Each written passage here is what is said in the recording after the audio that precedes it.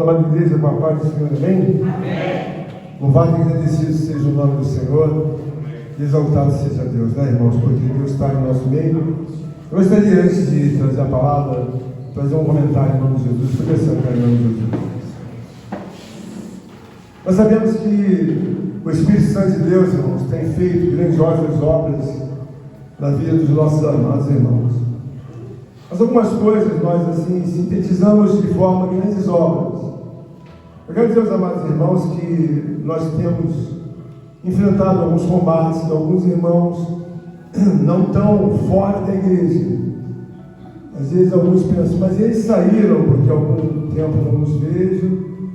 Mas eu quero dizer aos amados irmãos que nós estamos enfrentando combates na vida de alguns irmãos. Então, eu louvo a Deus por tudo quanto Deus tem feito da ciência em nosso meio. Deus tem usado as irmãs, tem usado os irmãos. Eu tenho recebido notícias grandiosas de sonhos, de revelações, de visões, de muitos fatos entre nós. E se eu fosse enumerar todos aqui, hoje não seria o dia apropriado para isso. Mas eu quero dizer aos amados irmãos que hoje é um dia muito importante na igreja. Durante muitos anos, eu fiquei neófito pela fé na igreja. E eu vejo também que em nosso meio acontece isso até hoje.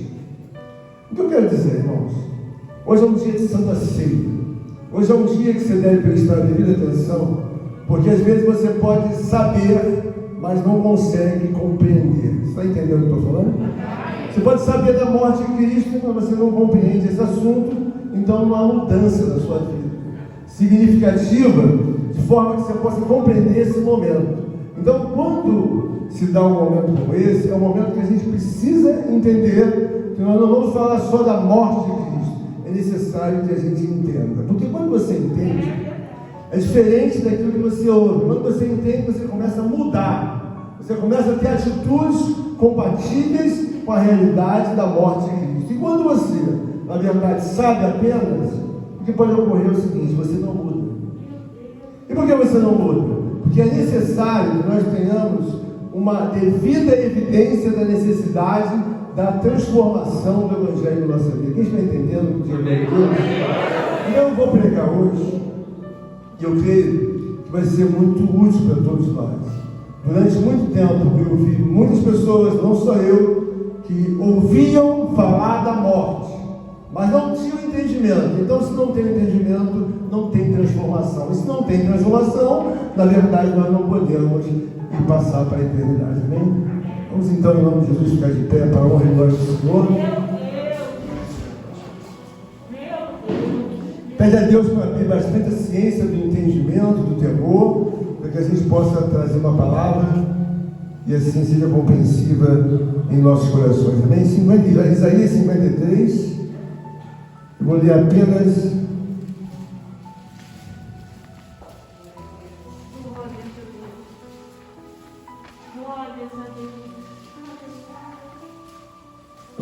o verso 9 e o verso 10, mas vou enfatizar mais no 10, amém? Podemos ler? Isaías, profeta Isaías, capítulo 53, o verso 9 e o 10. Amém? Amém. Diz assim a Escritura Sagrada: designaram-lhe a sepultura com os perversos, mas com o rico esteve na sua morte, posto que nunca fez injustiça, nem dolo algum se achou em sua boca. Todavia, ao Senhor agradou moê-lo, fazendo-o enfermar, quando der ele a sua alma, como oferta pelo pecado. Verá a sua posteridade e prolongará os seus dias, e a vontade do Senhor prosperará nas suas mãos. Amém? Pode sentar em nome de Jesus. Mas, irmãos, nós estamos diante de uma obra em que há total e absoluta necessidade de nós compreendermos o que vem a ser a obra de Deus nas nossas vidas. E por que eu digo isso? Porque há necessidade de nós olharmos para cada irmão, para cada irmã, para cada pessoa e ver com os nossos olhos espirituais se não estiver ocorrendo a transformação, ou o irmão ou a irmã está numa situação difícil. A guerra para ele ou para ela se tornará cada vez mais difícil. E por que eu digo isso? Porque nós precisamos compreender o Evangelho de Cristo. O Evangelho de Cristo, ele nos traz a elucidação da sua real necessidade no nosso meio. E por que às vezes nós questionamos a nossa vida? Porque o ponto central é atingir aquilo que Deus tem nos dado. Porque nós olhamos para a palavra de Deus e às vezes temos alguma dificuldade. Mas esse homem ou essa mulher era um moralista. E nós sabemos que os moralistas, há milhões e milhares deles que foram para o inferno. Por quê? Porque a formatação da presença de Deus na vida do homem é compreender a necessidade do Evangelho. Nós tivemos um mundo muito maligno no passado, que era um mundo gentílico, antes do Evangelho de Cristo. Então, haviam as maiores crueldades possíveis no mundo. Já visto que as armas eram muito mais pesadas, eram espadas, eram facões, eram lanças. Então, naquele mundo antigo, nós tínhamos uma maldade assim desenfreada, coisa quase que impossível do homem digerir aos olhos. O que veio atenuar tal coisa? A santidade do Evangelho de Cristo. E se nós, na verdade, compreendermos a realidade de Deus, nós vamos compreender que o Evangelho de Cristo é compreender que não havia e não há nenhum outro caminho para que nós possamos nos salvar, não tão somente consoante a situação espiritual de viver na eternidade, mas também de desembaraçar os dias presentes. Não há nenhuma saída para mim e para os irmãos, para ninguém no mundo, se não for o Evangelho de Cristo. E quando nós então começamos a compreender, nós começamos então a apontar os dois pontos principais da dificuldade do homem. Esses dois pontos principais que nós temos que trazer sempre na nossa mente. E esses dois pontos, eles não podem ser de maneira nenhuma destruídos, suspensos, se não houver a intervenção de Deus. Então, o primeiro ponto que eu queria falar, para nós podermos trazer para a nossa vida um entendimento melhor, é que existe a condenação judicial de Deus para as nossas vidas. Então nós temos que entender que se existe uma condenação de Deus para as nossas vidas, nós vamos perguntar, mas por quê, pastor?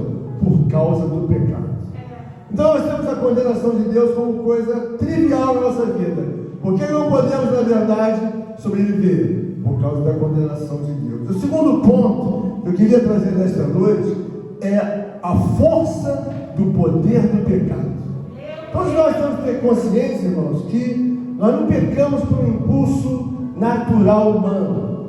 Nós pecamos porque estamos contaminados pela questão do pecado. Ou seja, em nossa vida não há suficientemente uma obra que nós possamos nos salvar sozinhos, desenvolver o nosso intelecto sozinhos, de forma que agrade a Deus. Então não há. Então a primeira coisa que tem que entender, eu tenho a condenação de Deus na minha vida. Mas por que eu vou ser condenado? Por causa do meu pecado. E se Jesus veio, naturalmente nós olhamos para Jesus, mas temos que olhar com um olhar maiormente, sabe, apoiado na fé. Porque olhar para Jesus, irmãos, todas as pessoas do mundo olham, até as que estão no botequim estão olhando para Jesus. Mas depende da forma como nós olhamos para Jesus. Há pessoas que olham para Jesus como uma história. Há pessoas que olham para Jesus como fosse uma religiosidade. Há pessoas que olham para Jesus como alguém que passou e que impactou o mundo, mas ela não quer saber de uma vida com Jesus. Então esse ponto é muito importante nós atrelarmos para a nossa vida, antes de eu ir na palavra, para que nós possamos então, irmãos, conduzir a nossa mente a uma realidade. Eu não quero que os irmãos percam tempo, porque durante algum tempo eu comia uma comida em que me fizeram perder algum tempo com aquela comida. E diante daquela comida enlatada, diante daquela comida fermentada, a pessoa não prospera no Evangelho, porque é uma comida conveniente à carne. Mas quando nós estamos na casa de Deus, nós começamos a desejar alimentos sólidos, alimentos que possam mudar a minha vida, e não fazer meu amado irmão que está em Cristo, a irmã, perder tempo dentro da casa de Deus. E é bem verdade, irmãos, que quando nós começamos a compreender, nós precisamos a ver que ninguém pode fazer nada por nós, senão Jesus Cristo. Ninguém pode fazer nada por nós, seja na vida ou seja na morte, senão Jesus Cristo. Então hoje eu vou trazer uma palavra, eu peço aos amados irmãos que prestem bem atenção no texto que foi lido, para que nós possamos então digerir o que vem a ser nesta noite a palavra do Senhor para nossas vidas. Eu li no capítulo 53, 9, diz assim: designaram-lhe a sepultura com os perversos, mas com o rico esteve na sua morte, posto que nunca fez injustiça, nem dolo algum se achou em sua boca. Amém? Nós estamos diante da Santa Ceia do Senhor a ser celebrada hoje. Nós sabemos que Jesus Cristo fez um pedido muito especial. O pedido de Jesus Cristo foi que nós trouxéssemos a lembrança sempre a sua morte, porque todas as vezes que comerdes desse pão e beberdes desse cálice, anunciai a minha morte até que eu venha. Irmãos, nós olhamos para a palavra de Deus, e eu tenho um hábito da parte de Deus em ler uma passagem, um verso 100 vezes, 200 vezes, porque muitas vezes eu leio e não entendo. As situações que eu leio 300 vezes e eu não entendi, eu não saio dali enquanto eu não entender aquele verso ou aquele capítulo. Eu quero dizer aos amados irmãos que a morte de Cristo é algo que você precisa entender. É algo que você precisa compreender a razão da morte de Cristo, não num panorama de uma demonstração literal, momentânea. Ele morreu, não é isso que eu estou falando. Quero dizer que os irmãos entendam que da parte de Deus, a Bíblia está mostrando aqui que designaram-lhe a sepultura com os outros perversos. É óbvio que esse pensamento era o pensamento dos homens gentílicos, dos homens religiosos, daqueles que estavam ali na ocasião em que Jesus Cristo haveria de morrer, e realmente, na verdade, Jesus não morreu, ele se entregou. Porque uma pessoa com o poder que Jesus Cristo tinha, ninguém nunca iria matar Jesus. Então nós temos que ter a compreensão que o poder de Deus na vida de Jesus é que ele veio cumprir aquilo que era o desígnio do coração de Deus, então ele se entregou. Quando nós olhamos para a palavra de Deus, nós observamos que aqui, ainda que no primeiro momento não esteja exteriorizado, nós vemos que Deus o separa dentro dessa profecia, dizendo que ele foi separado para ser enterrado ou sepultado junto com os perversos. Mas a Bíblia diz que ainda que eles estivessem separados, ele foi, na verdade, enterrado entre os ricos. O que eu aprendo com isso? Eu aprendo, irmãos, que Deus é um Deus de separação. E às vezes nós não queremos entender isso.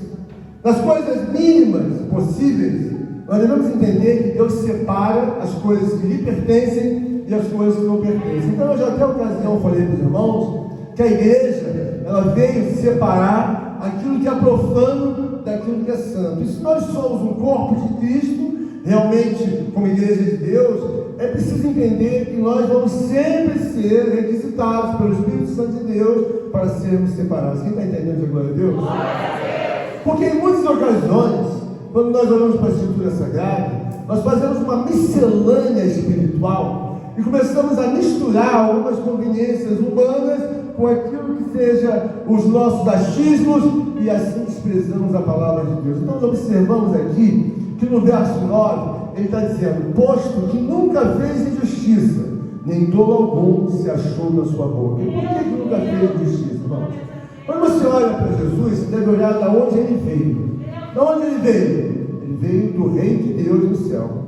Então quando nós olhamos para ele, nós vemos que é um reino de santidade. É um reino que a natureza divina, ela está pautada na santidade. Porque a santidade, irmãos, como no primeiro momento, quando a pessoa não tem a devida visão espiritual, ela pensa que a pessoa vai viver num silêncio, enclausurado, religioso, como uma pessoa morta, como uma pessoa devidamente lançada às razões de uma escritura divina. Mas não é isso. Entenda bem uma coisa: a santidade chegou ao mundo para impactar o mundo, não só pela salvação, mas para tirar definitivamente toda a maldade, sabe, cruel, sabe, profunda em que o mundo vivia. Então nós sabemos que o que atenua, o que vem diminuir, vem frear toda a maldade, é a própria santidade. Você pode dar glória a Deus? Quando a santidade sociedade for compreensiva, nós deveremos de avançar muito mais, porque alguns homens olham para nós e pensam assim, que eles são pessoas religiosas, eles gostam de cantar hinos, eles ficaram acalmados por uma obra religiosa. Irmãos, não tem nada a ver. Só observa aqui o seguinte, ele está dizendo aqui, posto que nunca fez injustiça. Jesus Cristo é uma pessoa que a sua origem, a sua realidade é de um Deus santo. E a santidade não só acalma os ventos, as tempestades, a malignidade, mas ela tem uma obra muito gloriosa em que pouco de nós nos exploramos por falta de conhecimento. Uma das coisas que eu acho muito lindo na santidade de Deus é que o único poder no mundo que pode fazer alguém esquecer alguma situação é Jesus Cristo, da pessoa de Deus. Aleluia! É por isso que quando eu tenho algum problema, alguma dificuldade, eu não olho para aquilo que está no coração do homem. Eu olho que se ele entrar, pode ser a maior crueldade, pode ser o maior pecado, a maior miséria. Amanhã você já não lembra daquilo que você até mesmo passou. Então, quando eu olho para Jesus Cristo, eu vejo na palavra de Deus uma gloriosa presença de que ninguém pode, na verdade, fazer nada sem que Jesus Cristo permita que seja feito. Há coisas que aconteceram nas nossas vidas, não foi, na verdade, o diabo que fez a tal coisa. Deus primeiro permite, depois ele realiza. E nós temos que ter a consciência, se nós estamos hoje na presença de Deus, de entendermos a morte de Cristo. No verso 10, que é o verso clássico tradicional, diz assim: todavia ao Senhor agradou moê-lo. Irmãos, quando nós olhamos para a palavra de Deus, nós observamos nosso amado irmão Douglas trouxe uma palavra gloriosa e ele falou sobre redenção. Nós devemos entender que alguns aspectos estão ligados ao próprio coração de Deus. Então alguém às vezes fala assim: mas pastor, eu entendo porque Deus teve que moer a Jesus e fazer com que Jesus fosse ofertado. Irmãos, vamos entender bem esse assunto. A Bíblia está dizendo: todavia ao Senhor agradou moê-lo. Por que Deus teve que fazer esta obra de crucificação, ou seja, a morte de Jesus? Quando nós olhamos, irmãos, para todos os parâmetros do mundo, nós devemos centralizar a nossa vida diante da Escritura Sagrada. E quando a palavra de Deus nos mostra que Deus agradou moê-lo, nós fazemos algumas reflexões lá atrás, para que pudesse Abraão provar a Deus que realmente ele amava a Deus. E a Bíblia diz então que ele lhe deu, Deus lhe deu o seu filho, e ele apresentou o seu filho, Isaque. E quando então ele ia matar Isaque, ou imolar Isaque, a Bíblia diz que Deus bradou, e aí ele não o fez. Aqui é uma coisa completamente contrária. Aqui nesse momento nós temos a vontade de Deus a prosseguir, não há freio. A Bíblia diz que todavia ao Senhor agradou moê-lo. O que Deus quis fazer? Quando nós olhamos as palavras de Deus, nós devemos olhar alguns termos que a gente deve entender. E o primeiro termo chama-se propiciação. A propiciação é algo que nós devemos entender que é um sacrifício único e perfeito e só permitido entre um Deus e outro Deus. Quando Deus nos dá essa palavra, Ele está dizendo aqui: fazendo enfermar quando der a sua alma como oferta pelo pecado. Então nós temos que olhar o seguinte: nós temos a grandiosidade de Deus, temos o universo de Deus, temos toda a complexidade de Deus, temos um Deus. E é óbvio que, olhando para a vontade de Deus, alguém teria que fazer a parte sacrificial, porque uma vez que Deus desejava suspender todos os sacrifícios, alguém vai fazer essa parte sacrificial. E a verdade é que quando nós olhamos para a palavra, nós vamos assim dizer que aprove a Deus, aprove a Deus moê-lo, fazendo enfermar quando der a sua alma como oferta pelo pecado. Você não me seguinte, irmãos. O mundo estava sem completa, alternativa de saída. O que nós vemos no mundo é que o mundo falhou até o dia de hoje. E o mundo, ele é feito de pessoas. Pessoas que pensam mais ou pessoas que pensam menos. Quando o nosso irmão Douglas leu o título da palavra, ele diz: das profundezas a ti clamo. Está subentendido, como é uma oração de humilhação, que ele está completamente em meio ao pecado, com a consciência do pecado. Porque há pessoas, irmãos, que não têm consciência do pecado. O pecado, você molesta a vontade de Deus, agride, recebe a devolução, e ainda assim, às vezes, você vai perguntar: mas o que eu fiz para que Deus pudesse me punir? Quando nós olhamos, irmãos, a palavra de Deus, nós devemos entender que quando Deus faz esta obra em Jesus Cristo, Ele está querendo dizer o seguinte: acabou a matança de boi, de cabrito, de animais, de aves, pequenas, grandes. O comércio acabou. Mas para o comércio acabar, nós vamos fazer uma obra consoante ao selo de um Deus. Então ele está dizendo aqui: fazendo enfermar quando der a sua alma como oferta pelo pecado. Nós, irmãos, temos que entender uma coisa que é forçada. Aleluia. Aleluia. Nós devemos entender o seguinte: a morte de Jesus Cristo é um ato que ele paralisa de uma forma, de vez por toda, o império do inferno. Quando você tiver consciência que você, eu, todos nós temos dois problemas. Primeiro, lidar com o pecado.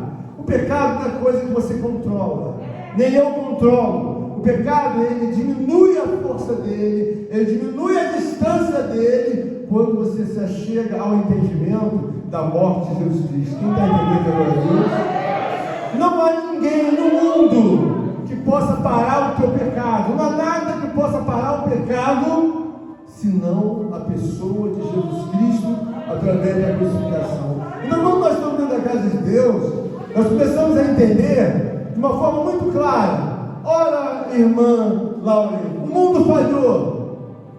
Olha, mas por que o mundo falhou? Porque o mundo se distanciou da morte de Jesus Cristo. E o que acontece dentro da igreja?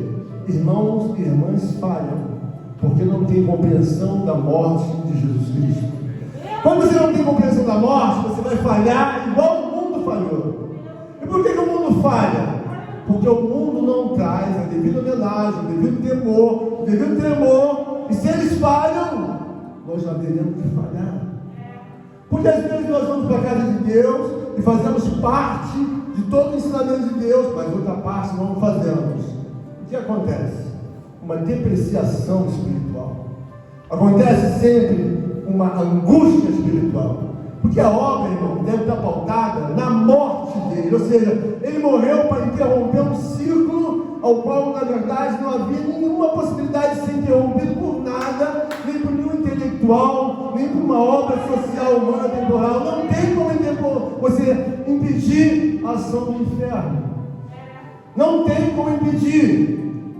Mas aí Deus nos mostra a morte de Jesus Cristo.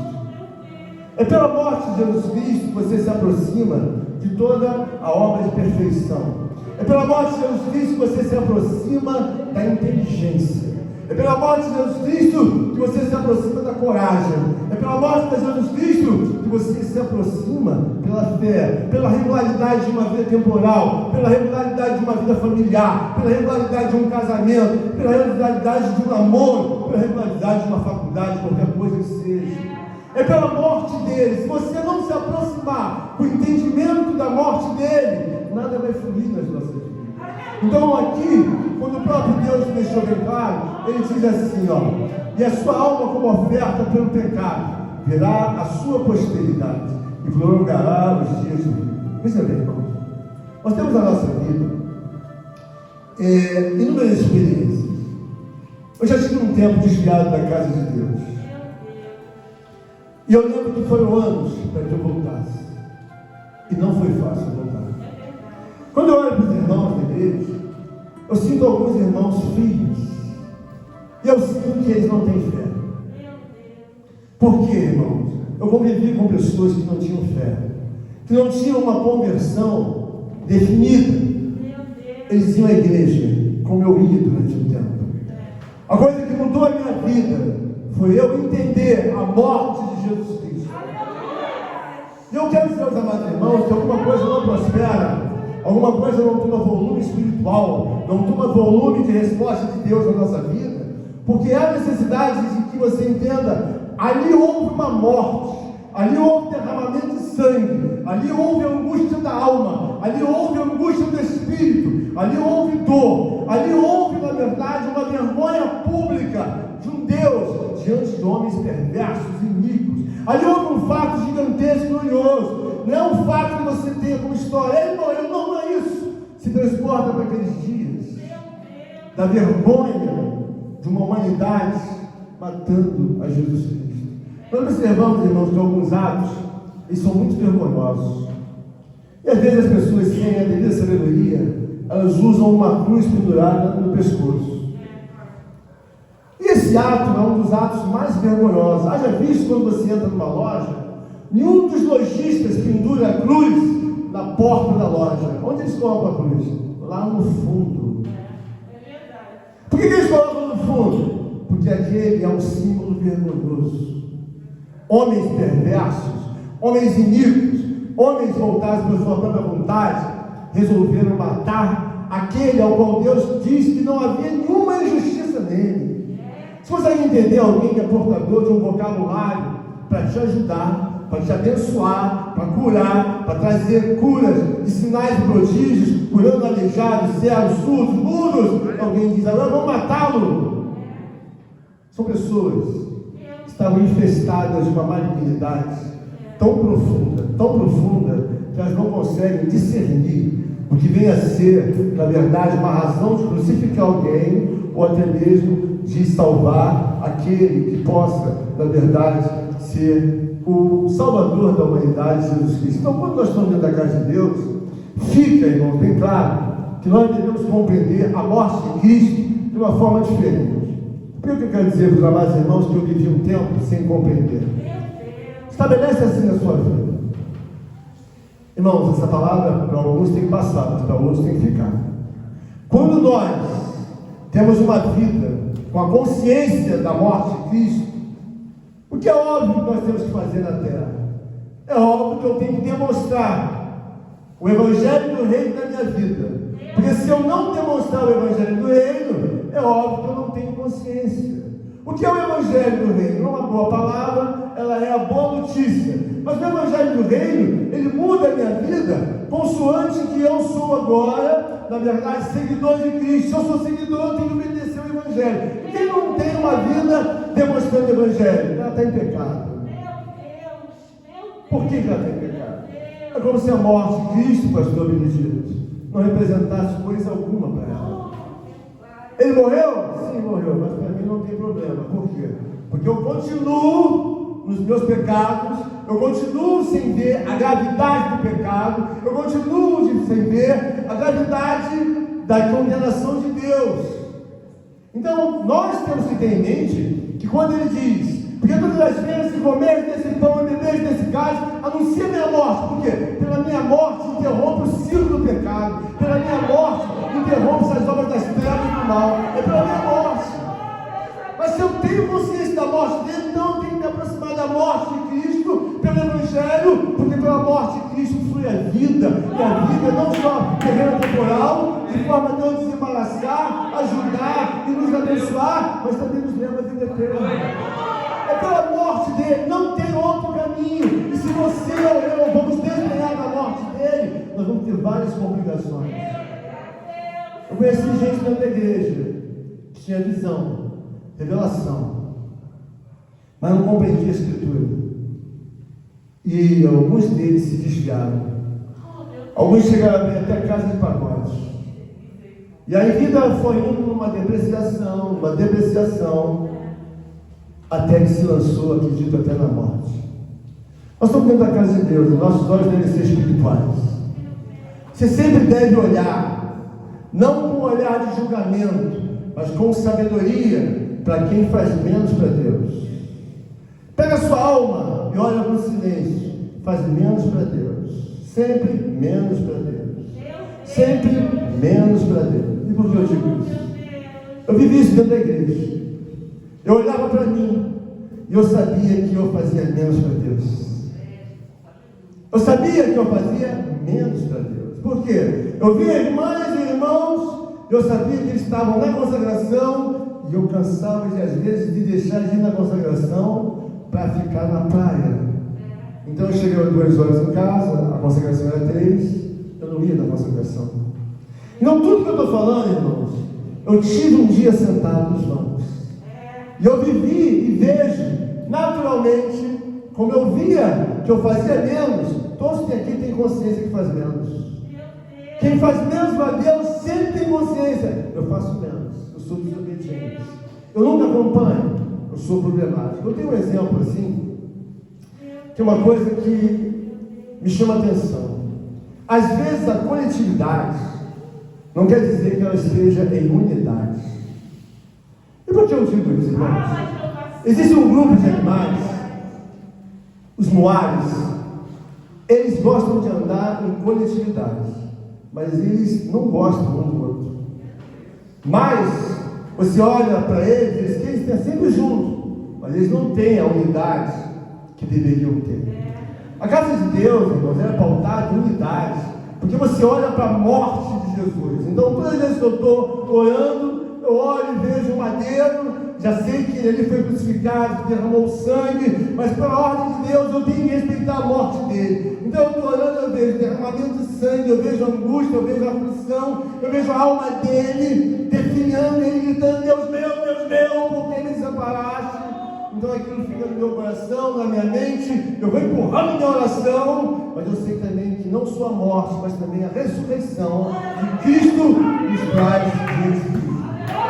O que eu quero dizer para os amados irmãos é que quando você começa a compreender a necessidade de você prevalecer como criança, como jovem, todos nós queremos prevalecer, todos nós queremos, na verdade, avançar, todos nós queremos desembaraçar, todos nós queremos uma cura que seja espiritual. E a cura espiritual, irmãos, ela é muito mais difícil do que uma cura física e teológica. Quando você começa a olhar para Deus, você começa a ver que Deus não dá um jeitinho para Jesus escapar do sofrimento. Eu comecei a observar que a palavra de Deus está dizendo assim: quando der a sua alma como oferta pelo pecado, ou seja, está numa situação, quando der, ou seja, porque deverias nascer. Quando nós nascemos de novo da água do Espírito, irmãos, muitas coisas devem ficar claras para nós, que nós precisamos entender que 2 falas estão nos nossos ouvidos. A Bíblia nos mostra: servo bom e fiel, vinde, bendito de meu Pai. Essa é a palavra que está escriturada para a salvação. Mas a outra palavra já conhecida por nós é: apartai-vos de mim, malditos, vós que praticais a iniquidade.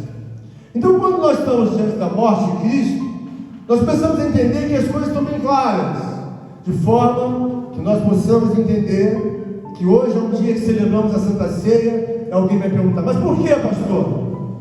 Irmãos, a Santa Ceia do Senhor, ela está atrelada ao interesse de você compreender a morte de Cristo. Porque você pode ter até mesmo uma ida na casa de Deus, você pode pegar a Bíblia, mas não significa que você tem interesse. Mas pastor, mas como? Eu vou ser mais claro. Irmãos, quando você tem um assunto pessoal terreno, e você gosta de uma pessoa, uma coisa simples, você quer saber onde aquela pessoa mora, o que ela faz, o que ela trabalha, se ela tem família boa, ou se ela é solteira, sozinha no mundo, se ela tem vícios. Você faz uma investigação. A morte de Jesus Cristo, irmãos, ela nos reporta a compreender que um Deus trouxe a sua própria vida encarnada em homem para oferecer, para que nós então pudéssemos assim herdar a vida eterna. Mas a vida eterna, ela não começa lá no céu, como já preguei aqui. A vida eterna começa aqui. Quando você vê alguém com uma vida muito embaraçada, Porque o problema que não deveria ter é porque a vida eterna está sendo um problema para ela, não começou. Ela não pode, a Bíblia diz, e a vida eterna é esta, que conheçam a Ti como o único Deus verdadeiro, e a Jesus Cristo a quem Tu enviaste. A vida eterna não vai começar quando você morrer, vai começar hoje. Então, se você tem uma vida que não está devidamente esclarecida para você, e por que não está esclarecida? Porque você nega a Deus, irmão. Porque você nega a Deus, irmão. Então você tem uma vida de negação. Eu sei que a Bíblia diz que Deus é poderoso para terminar a boa obra que Ele começou. Eu sei. Mas nós precisamos entender que a diferença do nosso destino temporal está porque nós confiamos em Deus. Está porque nós confiamos no poder soberano de Deus. Olha, não passaram-se 24 horas depois que o irmão Douglas pregou. Deus me levou uma visão gigantesca. E eu quero, diante de Deus, que essa visão esteja escriturada no livro da vida. Não passaram-se 24 horas, uma visão gigantesca dos céus. Por que eu quero dizer isso, irmãos? Quero dizer que os irmãos precisam entender que a sua vida vai muito além. A sua alegria vai muito além. Mas por que algumas coisas estão entrevadas? Irmãos, eu costumo examinar a minha vida e eu começo a olhar a necessidade de nós, sabe, identificarmos as coisas mais difíceis que ainda não foram identificadas. Quando nós começamos a olhar para Deus, nós começamos a entender que a morte de Jesus Cristo, durante muitos cultos, elas passam na nossa vida como foi a morte, sabe, irmão Douglas? Ela não tem significado. E por que ela deve ter o devido significado? Nós estamos diante da Santa Ceia, e a Bíblia está dizendo aqui que enquanto ele, na verdade, iria dar a sua vida em oferta pelo pecado, ou seja, ele diz: Pai, eu sou filho. E um filho, naturalmente, é herdeiro. E, na verdade, quem é que vai querer mutilar a sua própria vida em detrimento de homens pecadores, perversos? Porque, irmãos, eu olhava a humanidade de uma forma que hoje eu não olho. Mas eu olhava a humanidade como uma coisa mais plena, como mais serena, como homens e mulheres mais racionais, intelectuais, inteligentes. Hoje eu não olho mais assim. Eu comecei a olhar com coisas que nenhum homem olha, porque quando você vê alguém que tem a capacidade de esquartejar, matar o próprio filho, a própria mãe, abandonar a própria mulher, ou a mulher abandonar o próprio homem, alguém que quer, na verdade, abandonar a palavra de Deus e se mutila dizendo ser mulher, ainda que não tenha útero, e colocar seios, ainda que não possa mudar a razão da sua vida pessoal, aquilo me incomoda. É uma malignidade tão infinita que eu vejo alguém com pedofilia de 40, 50 anos desejar uma criança de 30 dias, 60 dias. Eu começo a ver alguém que, na verdade, quando dá um tiro, basta para ele parar a pessoa, mas ele diz: não, tem que ser 10, então ele mata com 10. Alguém que vai e tira a vida do outro, não com 10 nem com 20, mas tira a vida do outro com 80 tiros. Eu começo a ver alguém com um simples capricho de, assim, colocar alguém da família dele, tira o que está ótimo na presença daquela oportunidade e coloca a sua própria família e lança aquele que é um justo, que estava ali desempenhando a função, mas ele substitui o outro por razões de malignidade. Eu começo a ver alguém que ficou 20 anos com a mulher e com o filho, e de repente ele diz: não gosto mais dessa mulher. E aí tudo aquilo que ele fez de juramento no dia do seu casamento não valeu de nada, porque ele abandona com 20 anos, com 30 anos ou com 40 anos. O que eu quero dizer aos amados irmãos que você precisa valorizar. O freio só entra pela morte dele. O freio só vai entrar e a aniquilação se a morte dele estiver no nosso coração. Porque se não estiver, essa obra maligna, infinita, ela não para. E por que isso é perigoso? Irmãos, a força do pecado é algo tão gigantesco que ela pode entrar por dentro da nossa casa, pela porta, pela fechadura, eu não sei por onde entra, mas ela entra. Então, quando você valoriza a aproximação da sua vida, da morte de Cristo, você fala assim: ó, irmão Eduardo, vou estacionar aqui por quê? para mim já deu. Já apanhei muito. Apanhou? Apanhei demais. Eu não tenho dúvidas que enquanto eu não levava a sério a morte de Cristo, eu apanhava muito. Mas eu tinha nome de crente, como disse nosso amado irmão Douglas na pregação. Irmãos, a morte de Cristo é uma realidade. Porque se nós não tivermos a devida absorção espiritual do que vem a ser a morte de Cristo, porque Ele pediu, de todas as vezes, olha aqui, começa esse pão e diz assim, anunciar a minha morte. Por que eu vou anunciar a sua morte, Senhor? Porque a morte dele, ela traz um sossego absoluto para quem crê. Mas, ao mesmo tempo, ela não traz paz para quem não crê. Por quê, irmãos? Porque você observa que Jesus Cristo faz várias recomendações que Ele não quer o reino dele dividido. Ele abre mão daquilo que não é dele.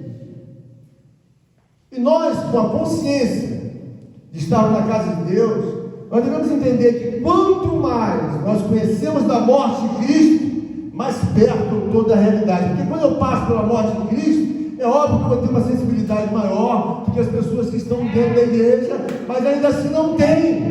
Então nós fazemos da casa de Deus uma vida em que você avança, não importa, nós temos várias guerras, aonde nós estamos? Dentro da casa de Deus. Porque se eu for me lançar, a minha vontade humana, eu ia dizer, eu vou embora, eu vou parar em outro lugar, mas lá eu vou ter guerras também. Então o que eu quero dizer? Hoje, quando você olhar para a morte de Cristo, você deve olhar entendendo que Ele faz toda a diferença. Aonde Ele não estiver, ou Ele estiver só 30%, 40%, saiba que alguma coisa vai acontecer para desarrumar. Eu não quero ir longe de uma palavra trazendo para você uma palavra de maldição. Só quero dizer, você entenda uma coisa: se Ele não estiver, o outro vai prevalecer. Olha, se houve a necessidade de um Deus para engolir, para tragar a morte, houve então a necessidade de Jesus ser crucificado. Então a morte dele é algo que ele está dizendo o seguinte para todos nós: sem mim já era, irmã Inês. Por quê? Porque se ele na verdade não levar a óbito, estou falando do Deus menor, ele vai transtornar a vida da pessoa. Aonde? Dentro da igreja, no mundo, em qualquer lugar. Por quê? Porque essa é a obra conveniente a Ele. Mas quando nós olhamos para a morte de Cristo, nós começamos a valorizar o porquê. Eu olho aqui dentro da casa de Deus e observo até as velocidades, irmãos, em que os irmãos estão pelo Espírito. Ontem eu vi pessoas falando no monte com uma velocidade espiritual muito profunda, que era inequívoco que o Espírito Santo de Deus estava na vida daquele irmão, daquela irmã. Então a velocidade, ela traz o quê?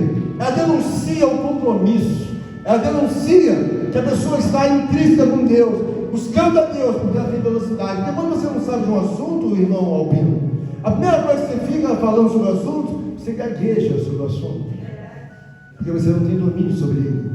Então você fica falando, procurando palavras, porque você não tem domínio sobre ele. A morte de Jesus Cristo, nós devemos ter uma fé muito profunda. Aconteceu e é só por ali, irmão Eduardo. Não dá, só por ali. Mas se nós não tivermos, irmãos, uma devida homenagem, uma devida consideração, sabe, heterogênea, homogênea com Deus em todo o tempo, significa que, pastor Benedito, que nós não temos essa convicção. Então nós trazemos da parte de Deus aqui um texto glorioso que nós precisamos falar não só para os nossos, que estão aos nossos, sabe, diante de nós, parentes, irmãos, colegas de trabalho, colegas de vizinhança. Nós precisamos entender o seguinte: o que vai fazer a nossa diferença é uma tocada de conhecimento e temor a Deus. Nós sabemos que vamos ter sempre alguma coisa mais fraca entre nós, alguma coisa que não vai trazer a uma consonância geral. Então, por nossa razão de entendimento de sonho, é como o nosso irmão pastor Benedito fez: vamos trazer todo mundo, pastor, vamos trazer. Na minha consciência bíblica, com todo respeito à vontade do amado querido pastor, que não está errada, está certa, é claro, eu sei que eu vou sempre deixar alguém para trás. Porque eu tenho essa visão, ainda que a nossa intenção de amor. Então alguém vai sempre ficar para trás. Quando você olha Jesus Cristo pregando,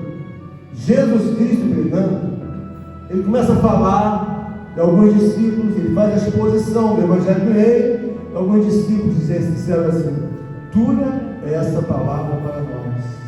E quando eles falam, dura essa palavra, eles ficaram para trás. A morte de Jesus Cristo faz com que nós andemos para frente, não é para trás. E por que eles ficaram para trás? Porque eles acharam, como nós sabemos, que existem muitas coisas entre nós que elas não manifestam o interesse de Deus, mas manifestam o interesse pessoal humano, capricho humano. Porque quando você olha para Jesus, você observa o que é do maior além do amor. Jesus é uma pessoa desapegada. Quantos anos, pai? 30 anos fora do reino. Amém. Vou ficar 30 anos. Ele se desapegou de 30 anos.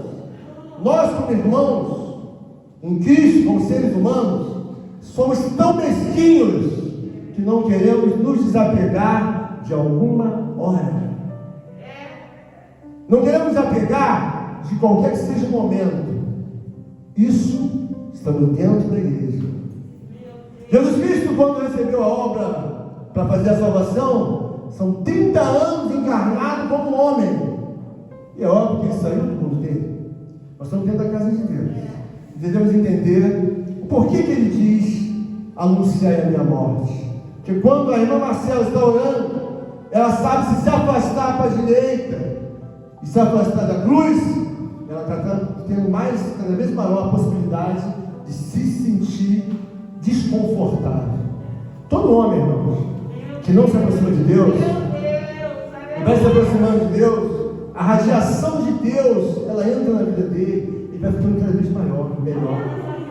Então ele vai buscando a Deus, vai ficando cada vez mais aceso, cada vez mais forte, porque ele está se aproximando de Deus. Mas todo homem, você vê se afastando de Deus, por qualquer razão, a radiação de Deus vai atingindo menos a ele. Quem está entendendo agora, Deus? Então entenda o seguinte, por uma razão simples, equacional: a morte de Cristo é a solução. O mundo falhou e tem falhado porque se afastam da morte. E se eu, meus irmãos, qualquer irmão, também proceder como o mundo, assim como o mundo falhou, porque não observou a morte, eu, você e todos nós, o que vai acontecer, irmã Laura? Eu vou falhar. Não tem esperança de que você vai ser vencido. Você não vai também. O mundo falhou, o pastor vai falhar, o irmão, a irmã vai falhar. Porque às vezes ficamos com uma homenagem humana, uma razão: o mundo é pagão. O mundo é pagão porque na verdade pode estar numa consequência de ignorância. Mas agora, eu, pastor, junto com os irmãos falharem, não é ignorância. Você entende o que eu estou falando? Trata-se como rebeldia.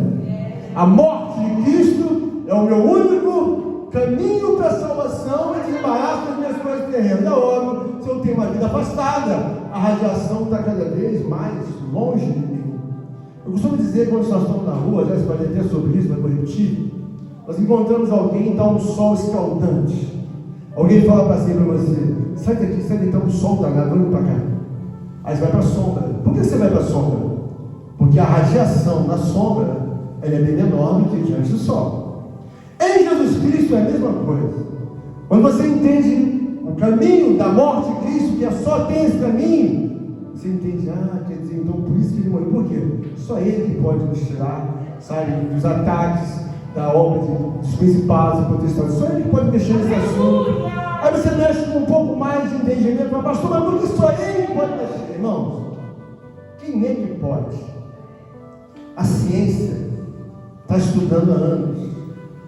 A ciência não consegue mexer numa complexidade que tem mais de 400 milhões de neurônios subindo, descendo, indo para a esquerda, para a direita, indo para o banheiro, indo para o colégio, indo para a faculdade, indo para o trabalho. Quem pode coordenar um negócio como esse?